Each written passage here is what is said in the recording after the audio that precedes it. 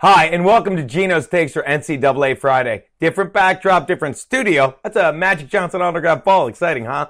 All right, let's get right to it. 2 games tonight. The first, 7 o'clock, when the Marshall Thundering Herd host the Southern Miss Golden Eagles, and the Herd's only giving 3. Only 3? Why? What can you say about the Herd's offense other than it's been explosive? They're averaging well over 30 points a game, and in their 4 wins, they've beaten their opponents by an average of 21 points. Wow. The only Herd that's been more offensive in sports of late is Colin Cowherd. And I'll tell you, Colin, you'll be happy to know this team all speaks the same language, and whatever the language it is, it translates into tons of points, which is why I see them running away with this game against them. Doc Holliday's squad, they have Chase Litton at quarterback, and whether Devin Johnson or Michael Pittman is playing at running back, they match well against the very soft Golden Eagles defense. And I'm not impressed with their offense either, but Gene, they scored 49 or more in 3 of their wins. Their 3 wins, you know they were against? Northern Texas, Texas State, and Austin Peay. How do I remember those? It's a simple mnemonic. I remember Austin Peay, and then 2 teams near Austin in Texas that play like absolute P. This is not a good team. Todd Monken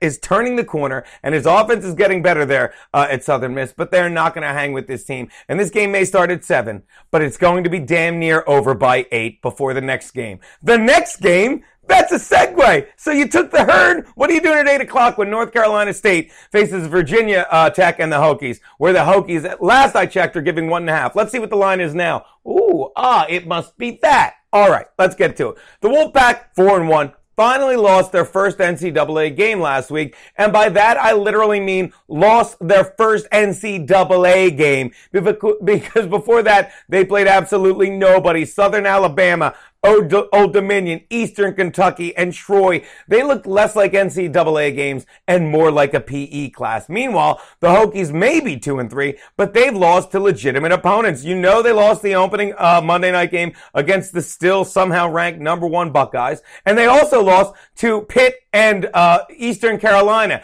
Now, how do I know Pitt and Eastern Carolina are better than anyone North Carolina State played? Let's do an eye test.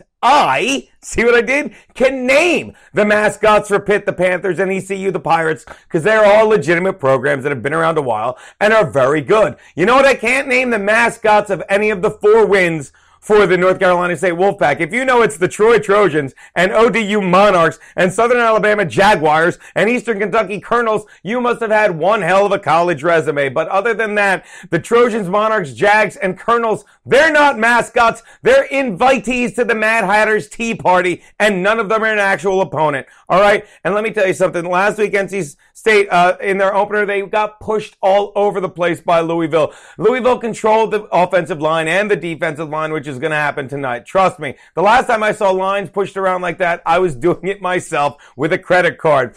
And just like this, these teams blow when they... So, whatever. Look, people, take the Hokies. Those are Geno's takes.